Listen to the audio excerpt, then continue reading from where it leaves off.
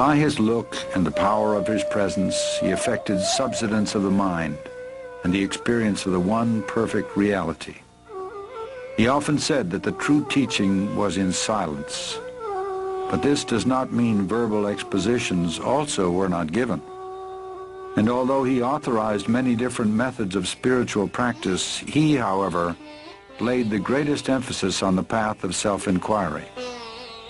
The first and foremost of all thoughts that arise in the mind is the primal I thought.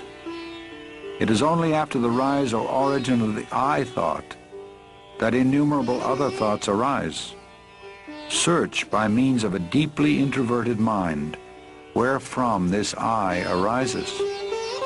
If we go inward questing for the source of the I topples down, and immediately another entity will reveal itself proclaiming I. Even though it also emerges saying I, it does not connote the ego, but the one perfect existence.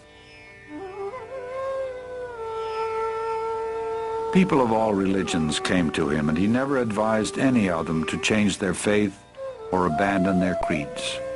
He answered all their questions patiently, but in the end brought them round to the self. Know who you are, then all else will be known, he would say. To a question put to him about happiness, he replied, happiness is your real nature. You identify yourself with the body and mind, feel its limitations, and suffer.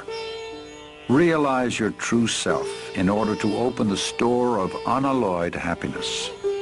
That true self is the reality, the supreme truth, which is the self of all the world you now see, the self of all the selves, the one real, the supreme, the eternal self, as distinct from the ego or the bodily idea for the self.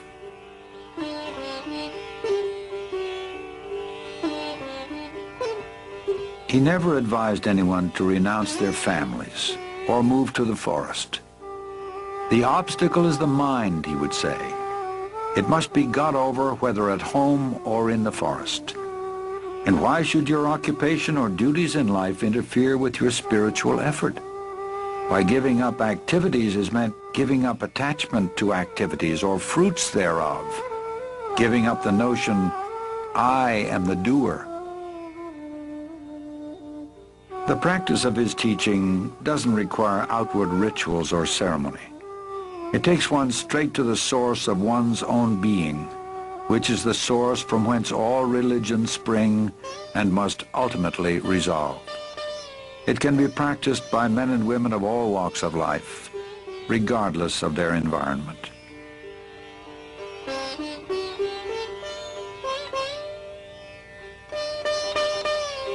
The Maharshi lived what he taught.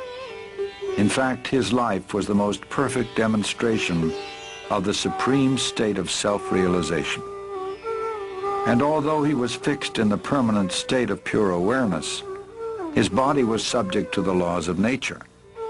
In time, it became afflicted with rheumatism and weakened with age.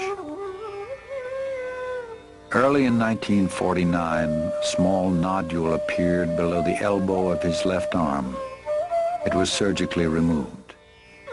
It later reappeared and was diagnosed as a malignant tumor, which inch by inch ate up the flesh of his left arm, poisoned his blood, and finally rang down the curtain on a life of immaculate purity and grace. Throughout his final year, there appeared to be terrible suffering, but the Maharshi never complained. He seemed to be indifferent alike to the existence or non-existence of the body, being almost unaware of it. Devotees, seeing his gradual weakening and ominous symptoms, expressed their agony at his impending departure. He simply told them that they attached too much importance to the body, indicating that his influence was not limited to the diseased body they saw before him. When on April 13, 1950, a physician brought him some special medicine, he refused it, saying, "It is not necessary. Everything will come right within 2 days."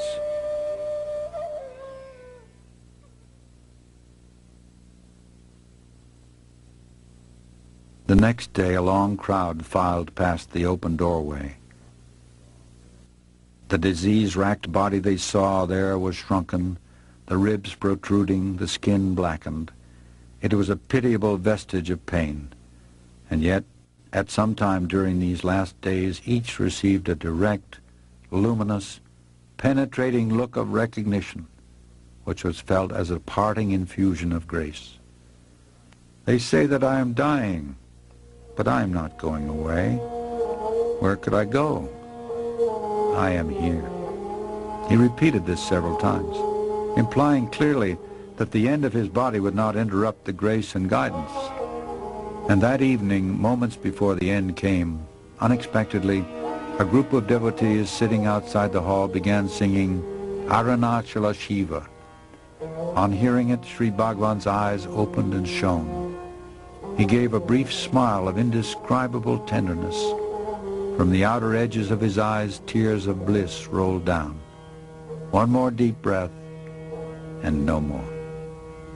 There was no struggle, no spasm, no other sign of death, only that the next breath did not come. At that very moment, an enormous star trailed slowly across the sky and disappeared behind the holy Arunachala hill. Many saw it, even as far away as Madras, and felt what it portended. It was exactly 8:47 p.m., April 14, 1950.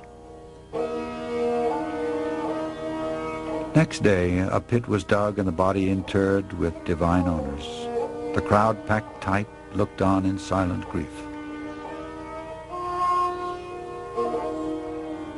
A lingam of polished black stone, the symbol of Shiva, was consecrated over his tomb. Crowd dispersed.